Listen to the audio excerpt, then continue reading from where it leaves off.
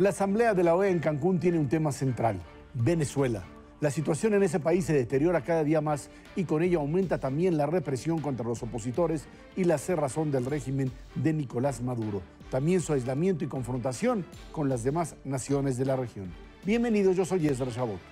Desde la última reunión de la OEA en Washington, está pendiente la aplicación de la llamada Carta Democrática de la organización contra Venezuela, que implica, entre otras cosas, la exigencia del respeto a las libertades democráticas, la liberación de los presos políticos y la realización de elecciones libres y supervisadas internacionalmente. ¿Qué tal? Soy Pablo Iriar.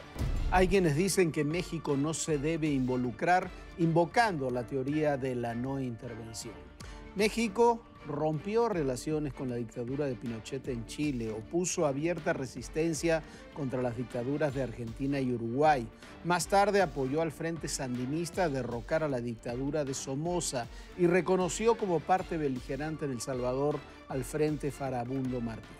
Defender libertades básicas y derechos humanos es muy distinto a intervenir en los asuntos políticos de otros países. Hola, soy Jorge Fernández Menéndez y esto es México Confidencial.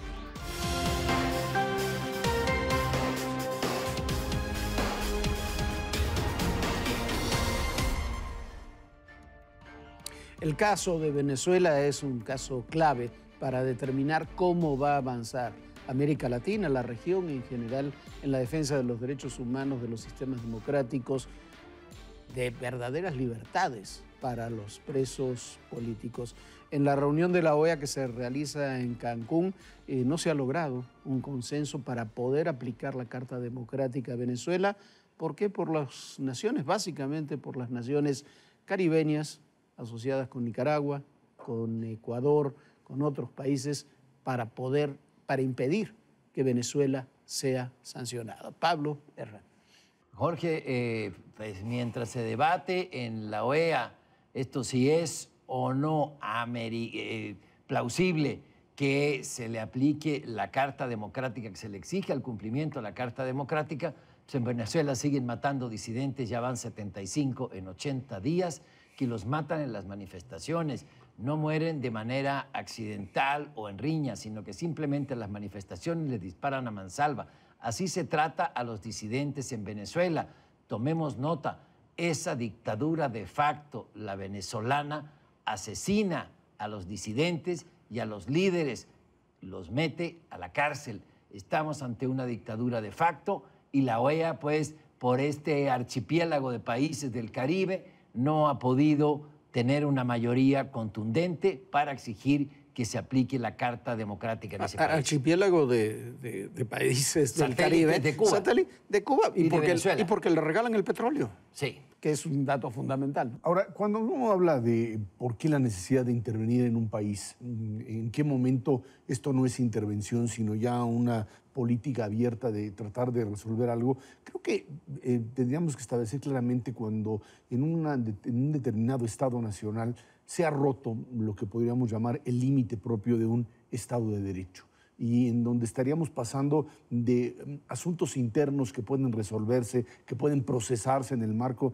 de la legislación o en la institucionalidad interna, a lo que sería una situación, primero, de ausencia de leyes, de represión sistemática, y segundo, en el caso además de Venezuela, de una situación de crisis humanitaria. Y aquí las dos condiciones se cumplen. No hay un Estado de Derecho, no existe una legalidad que pueda aplicarse para resolver los problemas, y lo hemos visto ya con la disolución de la Asamblea Nacional, toda esta situación de autogolpes de Estado que de alguna forma termina por romper cualquier tipo de institucionalidad. Y la otra parte, la gente en Venezuela, y lo tienen que entender, es parte ya de un asunto humanitario, carece, las grandes mayorías carecen de lo mínimo para subsistir. Estamos hablando de alimentos y medicinas, por una situación económica no producto de la pobreza, no es un país de escasos recursos, sino de un sistema económico que ha verdaderamente destruido las fuentes productivas. Cuando se combinan estas dos cosas, la comunidad internacional no puede quedarse sentada viendo cómo finalmente se aniquila a un pueblo. Uno, por la vía, por supuesto, de la represión. Dos, por una situación económica a la que hay que entrarle antes de que esto termine peor que cualquier país africano en condiciones de inanición. La génesis de todo esto, no lo olvidemos, es Chávez, es el chavismo. Es cuando se adopta un modelo económico populista que termina en una catástrofe humanitaria, como lo decían ustedes, una catástrofe humanitaria porque se expropiaron las fábricas, se dejó de tener producción nacional, a los comerciantes se les trata como enemigos de la patria y hay control de precios.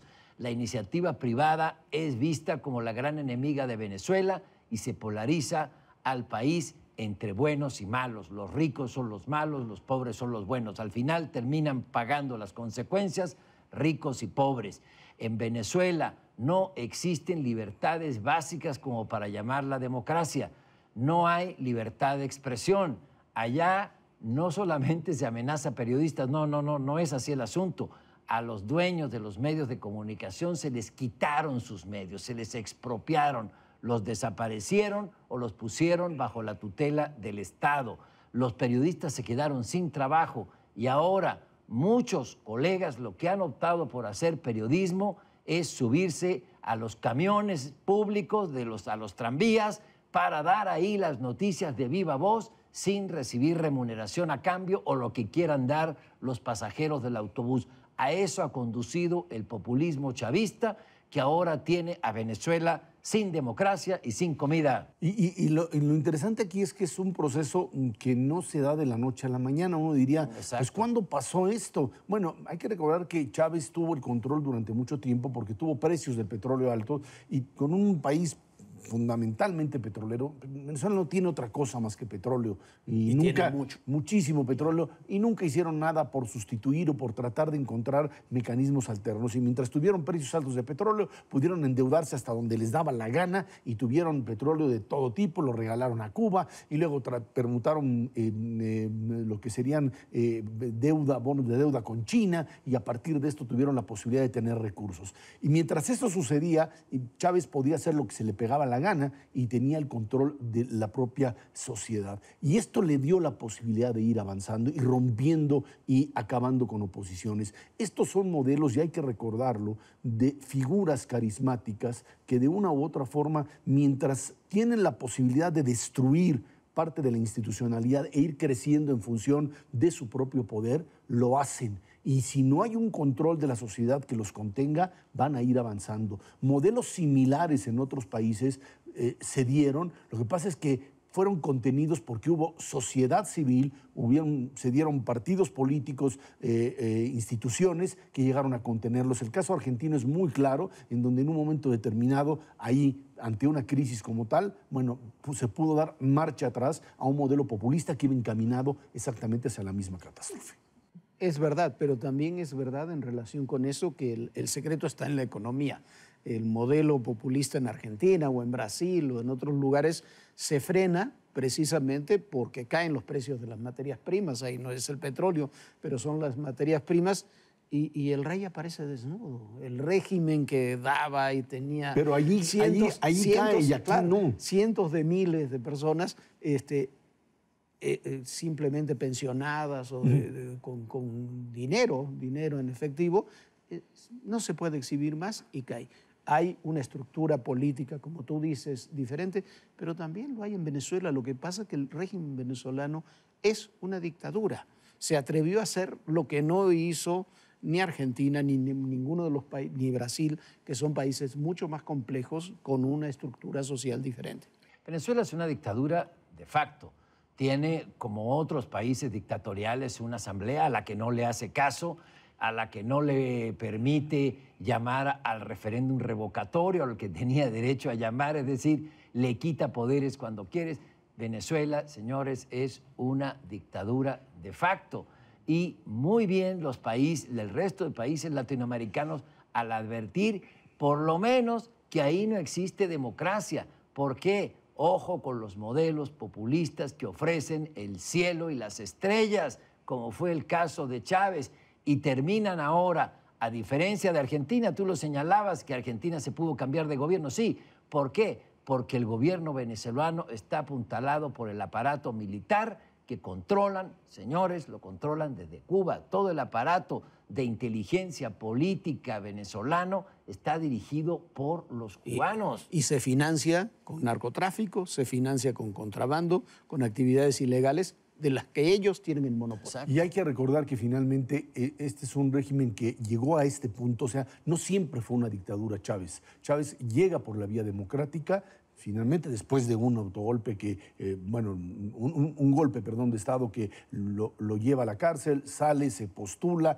le gana a Carlos Andrés Pérez, a todo lo que es una estructura democrática bastante corrupta, llega al poder y paulatinamente permite, por un lado, un crecimiento, es cierto, de la economía de su país, lo logra, permite una oposición.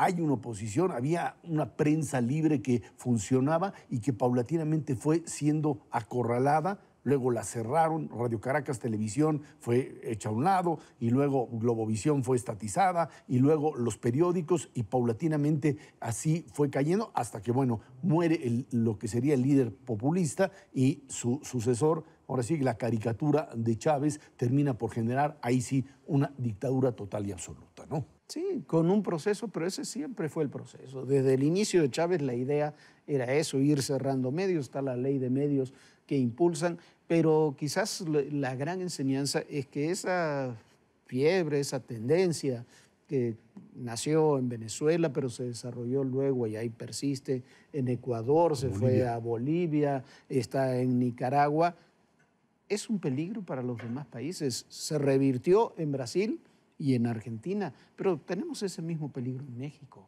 el día de hoy. Quizás esa es la gran enseñanza de lo que hay que sacar de Venezuela. Yo me quedaría precisamente con una reflexión final de que el populismo que puede llegar por la vía democrática al poder es una carta de viaje sin escalas a una dictadura, a una descomposición económica que llega hasta niveles de hambruna en algunos lugares de Venezuela, a una represión total a la oposición, a un cierre de la libertad de expresión, a un acotamiento de las libertades y a la cárcel de los opositores. No hay otros ejemplos en el mundo. Están ahí a la vista de todos. Aquí tenemos a Venezuela, la descomposición de ese país, porque se equivocaron en el cambio del modelo político y en el cambio del modelo económico. Y terminó por destruirse un país completo. Por supuesto, y un país rico. Así es. Porque eso que digan que Venezuela es inmensamente rico. Inmensamente rico, llegó a tener los mejores niveles de vida de América Latina. Erra, Pablo, a todos ustedes muchísimas gracias, y recuerde el próximo sábado en Azteca, en Canal 13, vea el documental El Error de Diciembre, 11 de la noche, El Error de Diciembre en Canal 13. Gracias por acompañarnos.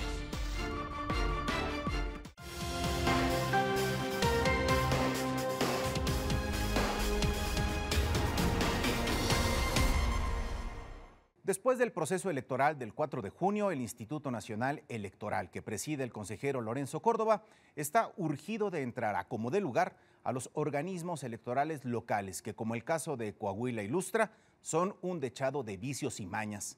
El problema de fondo es que el INE no puede hacer lo que haga falta, solo aquello para lo cual las leyes mañosamente confeccionadas le permiten.